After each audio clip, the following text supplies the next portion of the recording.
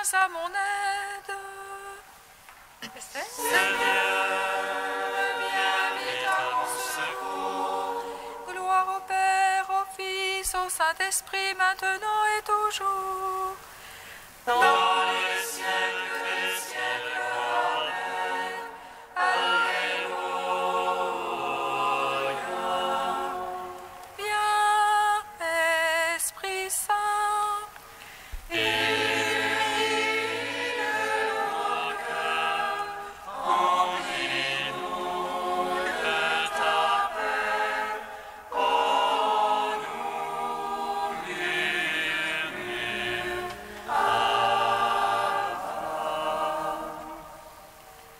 Dieu est vérité, oh Dieu, toi notre science et notre crainte. Viens, Esprit Saint, illumine nos cœurs, remplis-nous de ta paix. Oh, nous murmure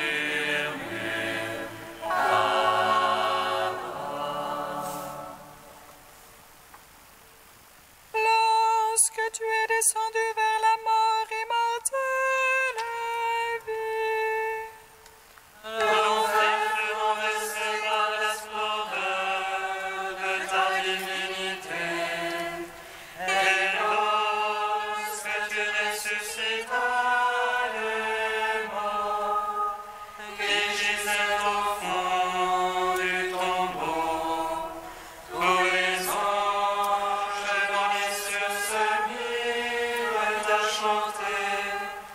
Gloire à toi, source de vie, ô Christ notre Dieu. Lorsque tu es descendu vers la mort immortelle vie, l'enfer fut renversé par la splendeur de ta divinité. Et lorsque tu ressuscitas les morts, qui gisaient au fond du tombeau, tous les anges dans les cieux se mirent à chanter. Gloire à toi, source de vie, ô Christ notre Dieu. Lorsque tu es descendu vers la mort immortelle vie, l'enfer fut renversé par la splendeur de ta divinité. Et lorsque tu ressuscitas les morts, qui gisaient au fond du tombeau, tous les anges dans les cieux se mirent à chanter. Gloire à toi, source de vie, ô Christ notre Dieu. Psaume 118, strophe 8. De ta miséricorde, la terre est pleine. Fais-moi connaître ta parole.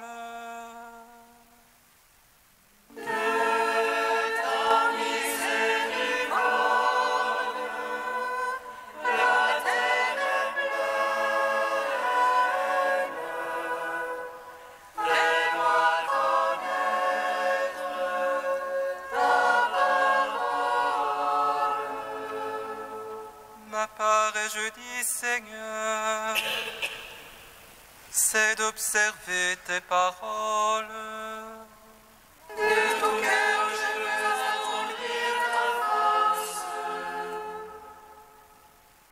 Pitié pour moi selon ta promesse. Je fais réflexion sur mes voies et je reviens à ton témoignage.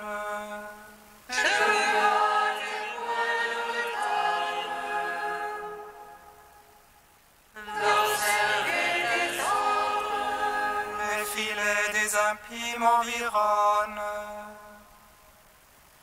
Je n'oublie pas ta loi.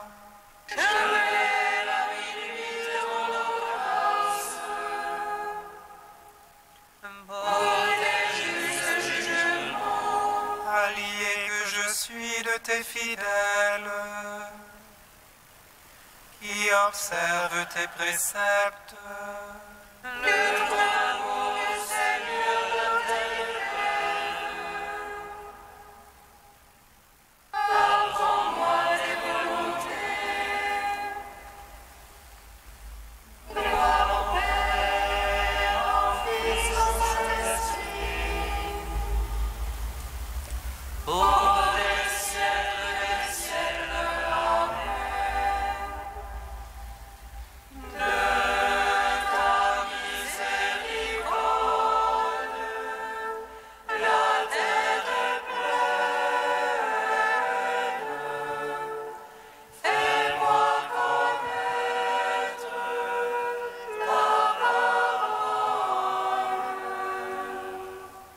Psaume 23. Bienheureux ceux qui habitent en ta maison, ils chantent ta louange autour de ton autel.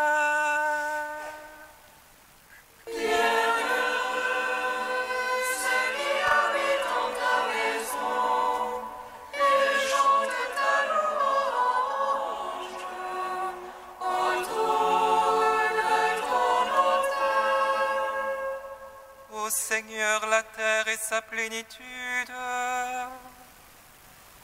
le monde et tout son peuplement.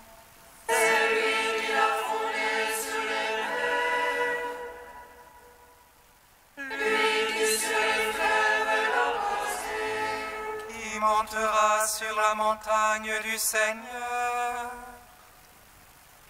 et qui se tiendra dans son lieu saint.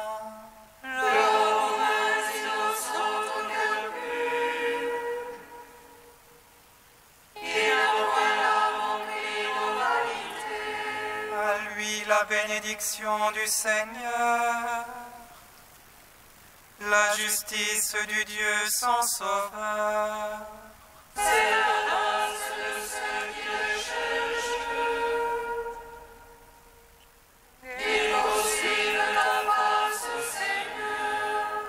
Levez vos frontons, élevez-vous portes éternelles. Il entre le roi de gloire. Qui est ce roi de gloire? C'est le Seigneur, le fort, le vaillant. Le Seigneur, le vaillant des combats.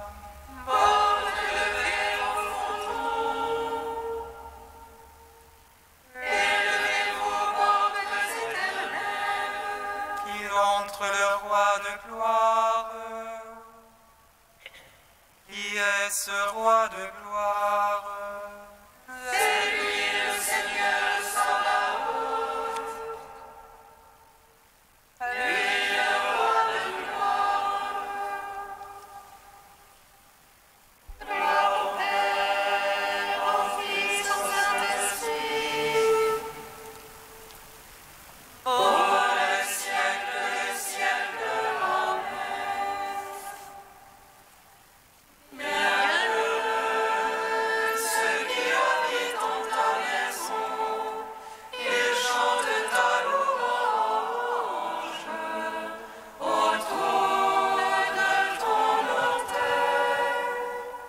Psaume 25. Justice pour moi, Seigneur, moi je marche en ma perfection. Justice pour moi, Seigneur, je m'appuie sur le Seigneur et ne dévie pas.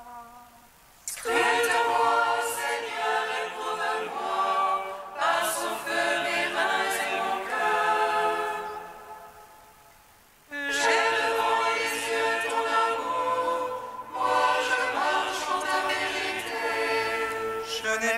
été m'asseoir avec le fourbe. Chez l'hypocrite, je ne veux entrer. J'ai détesté le parti des méchants. Avec l'impie, je ne veux m'asseoir. Je lave mes mains dans l'innocence, je tourne autour de ton autel. Faisant retentir l'action de grâce, et montrant toutes tes merveilles. J'aime la beauté de ta maison et le lieu du séjour de ta gloire. Ne joins pas mon âme aux égarés, ni ma vie aux hommes de sang. Ils ont dans les mains l'infamie, leur droite est pleine de profit. Mais moi je marche en ma perfection, rachète-moi Seigneur, pitié pour moi. Mon pied se tient en droit chemin, je te bénis Seigneur dans l'assemblée. Gloire au Père, au Fils, au Saint-Esprit, pour les siècles des siècles. Amen. Bienheureux ceux qui habitent en ta maison, ils chantent ta louange autour de ton autel. Cantique d'Isaïe, page 291. Ainsi parle le Seigneur, le Rédempteur, le Saint d'Israël. À celui dont la vie est méprisée, à l'esclave des puissants. Les roses de noyaux se lèveront, se prosterneront devant toi. À cause du Seigneur, le Dieu fidèle, du Saint d'Israël qui t'a élu. Au temps de la grâce, je t'exauce, te viens en aide au jour du salut. Je te forme et t'établis alliance du peuple pour relever le pays. Tu partageras l'héritage dévasté, tu diras aux prisonniers sortez. À ceux qui sont dans les ténèbres, venez à la lumière. Ils pourront paître le long des chemins, sur toute hauteur trouveront des pâturages. Ils n'auront plus faim ni soif, sable et soleil ne les brûleront plus. Car celui qui a bâti l'eau sera leur guide, il les conduira aux eaux jaillissantes. Il fera de toute montagne des chemins, les routes seront relevées. Cieux et terre tressaillés d'allégresse, montagnes éclatées en cris joyeux. Car le Seigneur console son peuple, il a compassion de ceux qui pleurent. Si on disait que m'a abandonné, le Seigneur m'a oublié. Une femme oublie-t-elle son nourrisson, cesse-t-elle de chérir son enfant? Même s'il s'en trouvait une pour l'oublier, moi je ne t'oublierai jamais. Je t'ai gravé sur les paumes de mes mains, tes remparts sont toujours devant mes yeux. Rendons gloire au Père Tout-Puissant, à son Fils Jésus-Christ le Seigneur, à l'Esprit qui habite en nos cœurs, pour les siècles des siècles. Amen.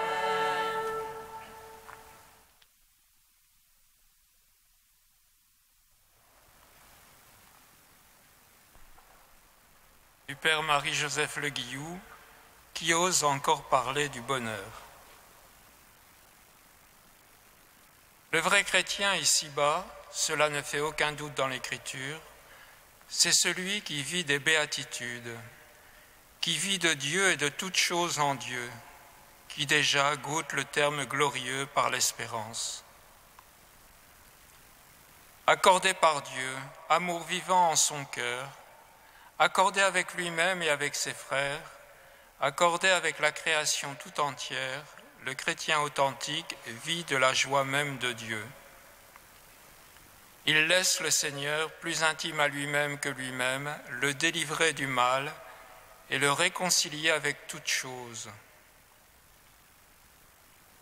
Dilaté dans la présence divine qui lui fait épouser le regard de Dieu sur le monde, dilaté dans la paix et le chant d'action de grâce qui répond à la parole de Dieu sur sa vie, le chrétien détruit en lui cette tendance qu'il a à voir le mal partout pour accuser les choses, les événements, ses frères et jusqu'à lui-même. Il est heureux, lui, que l'Esprit a instruit à discerner à travers tout la main du Père céleste qu'il aime.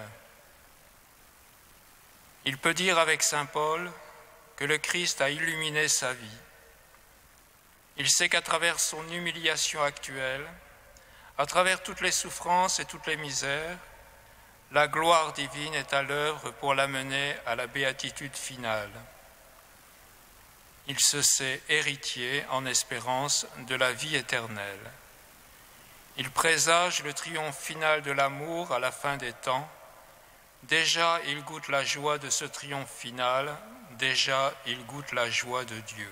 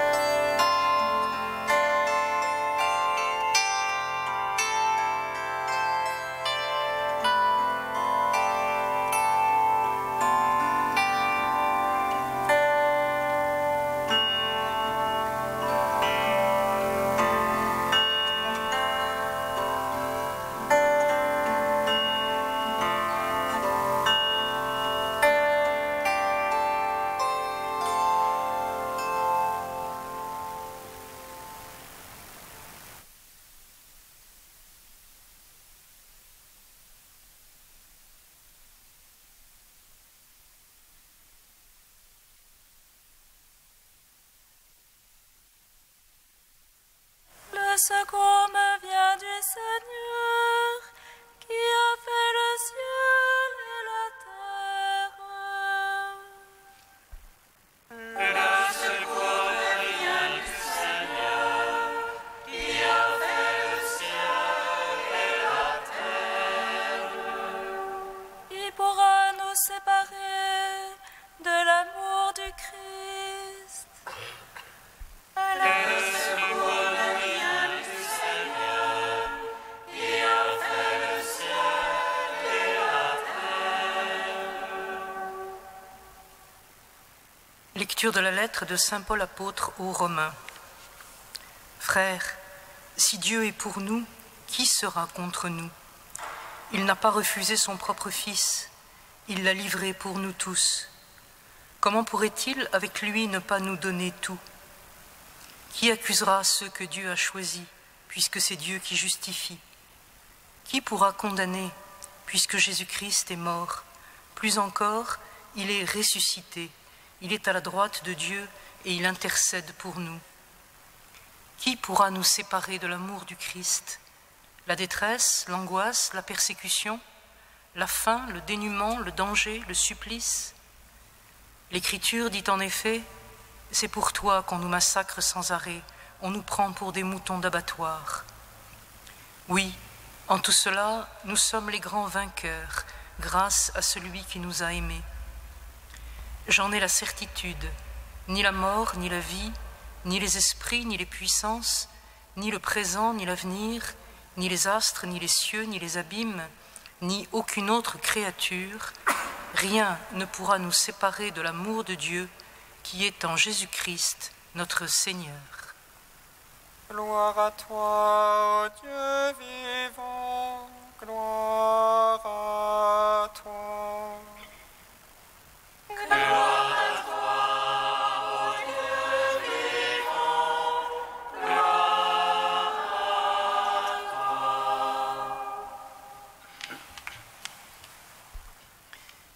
De même que le chapitre 13 de la première lettre aux Corinthiens est communément appelé hymne à l'amour, de même ce passage de l'Épître aux Romains pourrait être qualifié d'hymne à l'espérance. Il parle bien aussi d'amour, mais de l'amour de Dieu pour nous, manifesté en son Fils, et de la force qu'il nous donne, jusque dans les épreuves. On y retrouve le même lyrisme emporté, le même usage des procédés rhétoriques de la diatribe qui enserre dans un réseau de questions, au service de la conviction qui brûle Paul, étend tout son être vers la configuration au Christ aimé, glorifié, imité. Le déferlement des interrogations composées de la même façon, qui nous accusera, qui nous condamnera, qui nous séparera, nous presse et entraîne notre assentiment, sans nous laisser le temps de nous rendre compte que ces questions ne sont pas en fait formulées du même point de vue. Les premières sont posées, pourrait-on dire, du point de vue de Dieu, et selon une sorte de raisonnement par l'absurde. Puisque Dieu nous aime au point d'avoir livré pour nous son propre Fils, comment pourrait-il écouter les accusations de l'adversaire et plus encore nous condamner? Paul renoue là avec la conviction forte qui l'avait conduit à cette affirmation inouïe: celui qui n'avait pas connu le péché, Dieu l'a fait pécher pour nous, afin qu'en lui nous devenions justice de Dieu. Et il évoque aussi en même temps la mystérieuse figure du serviteur au livre d'Isaïe, qui, frappé par tous et humilié, interrogeait avec la même espérance invincible: il est proche celui qui me justifie, qui me condamnerait? Cette première série de questions se résout dans l'affirmation de la résurrection et de l'ascension dans la gloire du Christ. Car comment douter de notre salut, puisqu'il est précisément l'objet du dessein divin réalisé au prix de la croix? Mais une seconde salve d'interrogations lui succède, beaucoup moins rhétoriques celles-ci, puisqu'elles sont posées non plus du côté de Dieu, mais du point de vue de l'homme. Car il s'agit là de notre réponse à l'amour sans mesure de Dieu, de l'accueil que nous réservons à ce don infini de la vie éternelle qu'il a restauré pour nous. Et notre réponse ne va pas de soi. Paul ne le cache pas. Du côté de l'homme, les obstacles s'accumulent.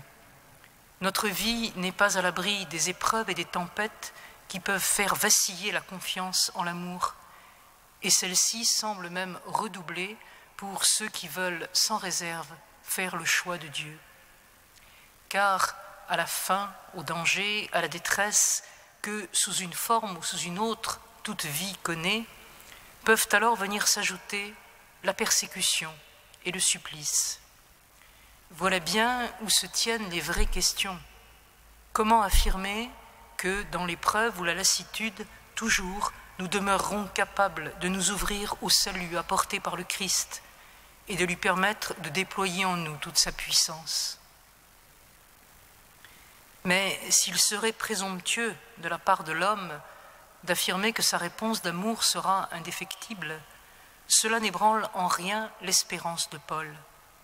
Car, comme il l'explique aux Philippiens, aussi bien Dieu est là, qui opère en nous à la fois le vouloir et l'opération même, au profit de ses bienveillants desseins. Le Christ, livré à la mort pour nous, ne cesse pas son œuvre de salut en chacun de nous. C'est lui qui en chacun continue à combattre, et c'est en lui que nous sommes vainqueurs. En lui, plus encore que grâce à lui, comme le dit la traduction. Le grec, lui, emploie dia, littéralement à travers lui. Rien donc ne pourra nous séparer de l'amour de Dieu, puisque cet amour est la condition même de notre vie qu'il a suscité, qu'il maintient et qu'il conduit vers son éternité. Puisque l'amour de Dieu ne saurait faillir, et que l'amour dont j'aime Dieu est encore celui qu'il a mis en moi, puisque c'est encore le Christ en moi qui vient aimer.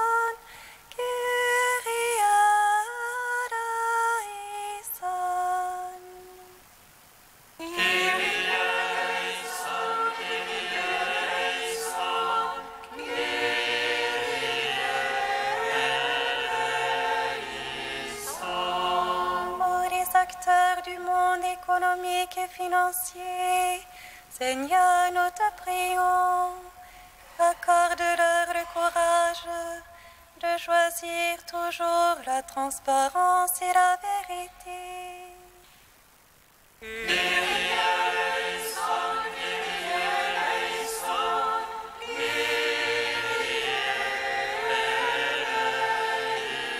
Pour les artistes cherchant à rendre gloire à ton nom, Seigneur, nous te prions, qu'ils donnent à contempler un reflet de ta beauté et de ton amour.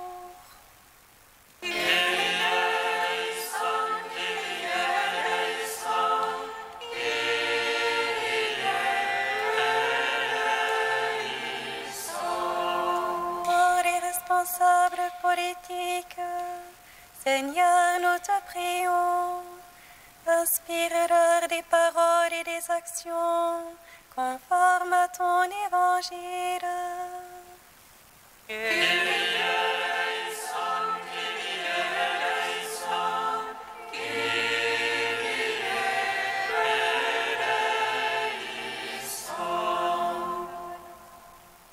Ô Dieu saint, ô Dieu fort, Dieu immortel, prends pitié de nous.